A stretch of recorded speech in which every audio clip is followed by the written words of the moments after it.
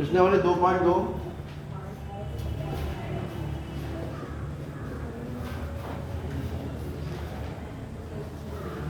तीसरे का मैं छठा सवाल बता रहा हूँ।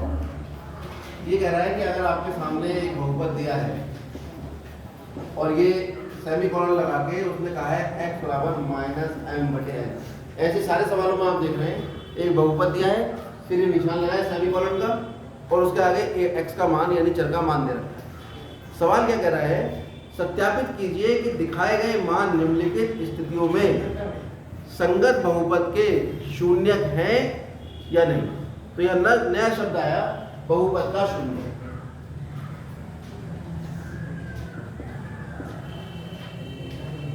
बहुपद का शून्य क्या होता है इसको समझ लीजिए। चर का ग्रहमान जिस पर बहुपद का मान शून्य हो जाए शून्य कहलाता है।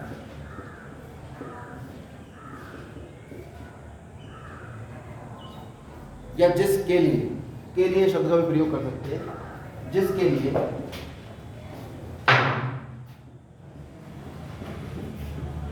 बहुपद का मान शून्य हो जाए वो शून्य कहलाता है। या जैसे यदि x बराबर a बहुपद px का शून्य है, यह हमें पता लग गया कि ये इसका शून्य है, तो इस बहुपद का a पर जो मान निकलेगा वो कितना आएगा? एग्जाम्पल से बच्चा ज़्यादा अच्छा समझता है, एग्जाम्पल से भी समझ लीजिए कि अगर मान लीजिए कोई बहुपद है हमारे पास px बराबर x माइनस 2, आप निकाल रहे हैं p1 यानी बहुपद px का x बराबर 1 पर मान, तो पूरे बहुपद में x ये कितना रख देंगे? कितना है? माइनस। अगर यहाँ पर हम 2 रखें तो पूरे बहुपद में 2 रखना पड़ेगा x की जगह, ये कितना निकलेगा? 0, यानी p2 बराबर क्या हुआ? 0। यहाँ से क्या पता लगा कि बहुपद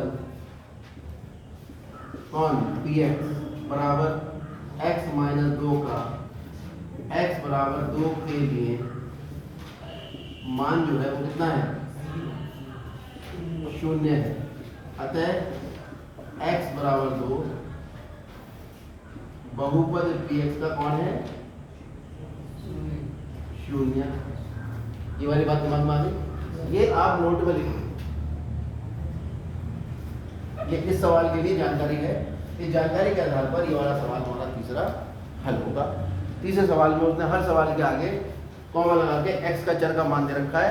अब जांच करनी है कि ये जो चर का मान है ये इसका शून्यक है या नहीं।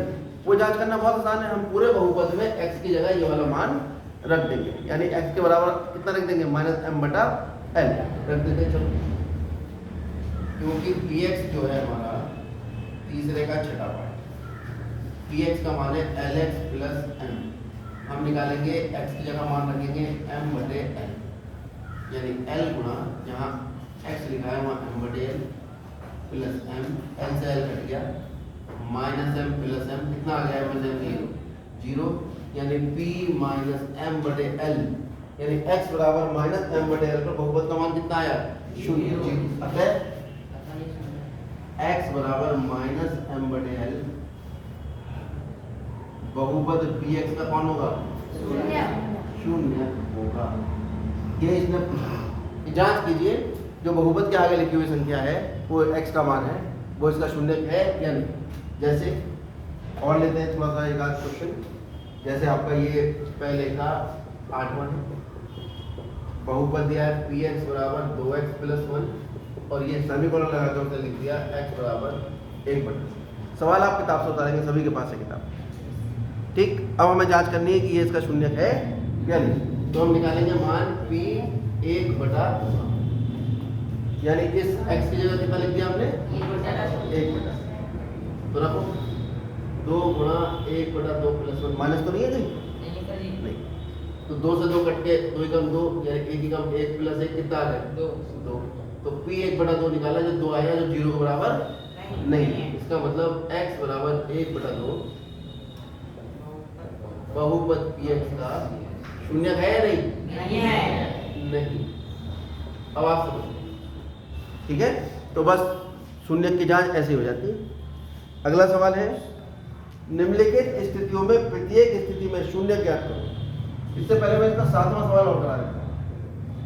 7वें में क्या किया उसने, px बराबर दिया है 3x² माइनस, और x का मान दिया है -1/√3, और साथ साथ लिखा है 2 पावर, यानी ये हमसे 2 मान चेक करने के लिए कह रहा है। पहले रख के देखते हैं, x की जगह -1/√3, चलिए रखिए, 3 गुणा -1/√3 -1, 3 माइनस का वर्ग प्लस 1 का वर्ग 1, वर्ग से वर्गमूल घट गया, -1, 3 का 3, 1 का 1 -1 कितना आ गया।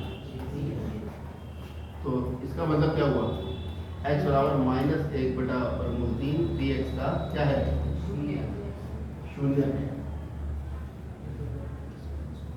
अब निकालेंगे हम p, कौन सा मान, 2/√3, तो 3 गुणा 2/√3 का वर्ग -1, तो 3 गुणा 2 का वर्ग 4, √3 का 3, -1, 3 से 3 कट गया, 4 एकम 4, -1 कितना आया 3, जो 0 बराबर नहीं है। अतः x बराबर 2/√3, px का शून्य है या नहीं, नहीं है।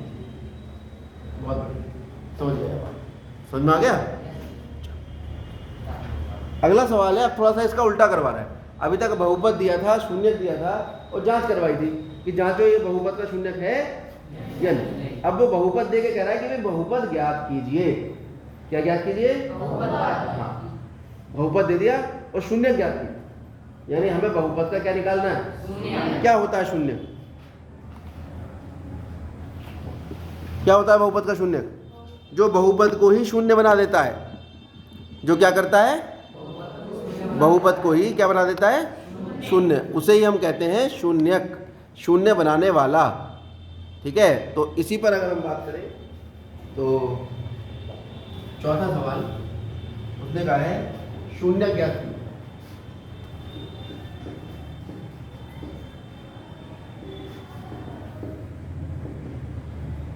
चौथे का फर्स्ट पार्ट, जबकि बहुपद उसने दिया है वो दिया है x - 5। अब कई तरीके हैं क्या, हम मान रख के देखें, पहले 1 रखें, फिर 2 रखें, फिर 3 रखें, फिर 4 रखें, फिर 5 रखें, जिसके लिए शून्य आ जाए वो बता दें।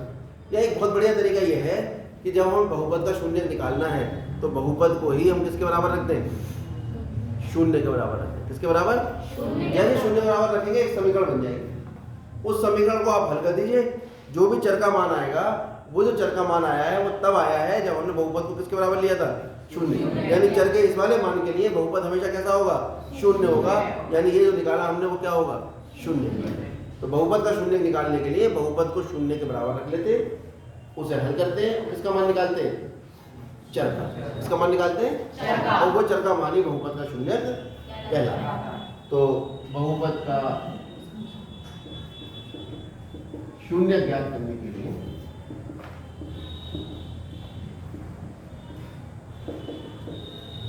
बहुपद को शून्य के बराबर लेकर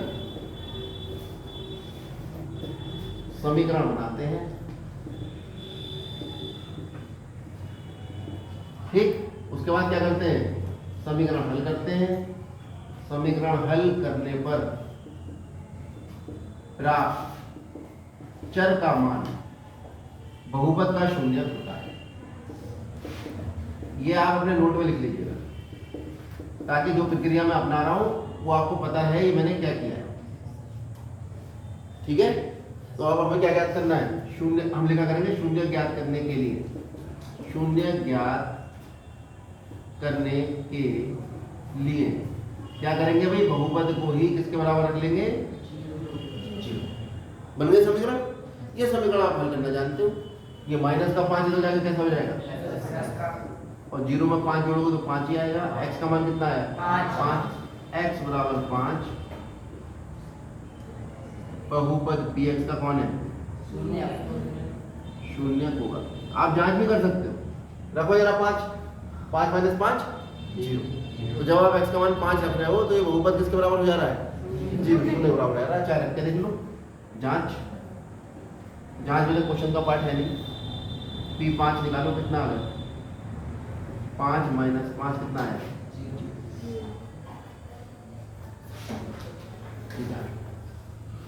और देखते हैं चौथा पार्ट। बहुपद क्या दे दिया उसने? 3x minus.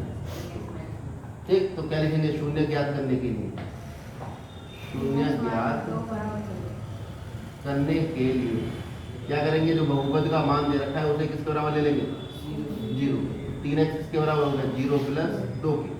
तो x किसके बराबर होगा? 2/3। 0 प्लस 2 हो गया, 3 कर रहा है गुणा, इधर क्या करेगा? भाग। अब आप यहाँ पर निकाल के देख लो। अतः x बराबर 2/3 बहुपद px का कौन होगा? शून्य होगा। जांच भी कर सकते हो। 2/3 रखोगे, 3 से 3 कटेगा, 2 बचा, 2 में 2 गया, क्या बचा? इसका मतलब शून्य का दिखाने की जरूरत आपको नहीं। याद करने का एक तरीका है कि बहुपद कोई शून्य के बराबर नहीं। और देखो ये इसने पूछा है छठा वाला। इसने कहा px बराबर ax, जहाँ a0 बराबर नहीं, तो हम बहुपद को ही किसके बराबर ले लेंगे? 0 के। तो x बराबर कितना आ गया? 0/a। 0 किसी को बात करो 0, x बराबर 0। यही होगा बहुपद का शून्य। x बराबर 0 बहुपद का शून्य होगा। x बराबर 0 कौन सा बहुपद का? px बराबर ax का शून्य होगा। ये आपका पूरा खत्म हो गया। इसको मिटा देंगे। क्या दिक्कत थी इस सवाल में? कि किसी बहुपद का शून्यक शून्य भी हो सकता है। किसी बहुपद का शून्यक शून्य, अगर उस बहुपद में अचर पद नहीं है। जैसे इसमें अचर पद है -5, इसमें अचर पद है -2। लेकिन अगर कोई बहुपद में अचर पद है ही नहीं, यानी x वाला जो पद है उसमें कुछ जुड़ ही नहीं रहा, तो 100% उसका जो शून्य होगा वो कितना होगा? शून्य। ठीक, कर लीजिए। बाकी पार्ट आप खुद करिए। इसके 2-3 जो बचे हुए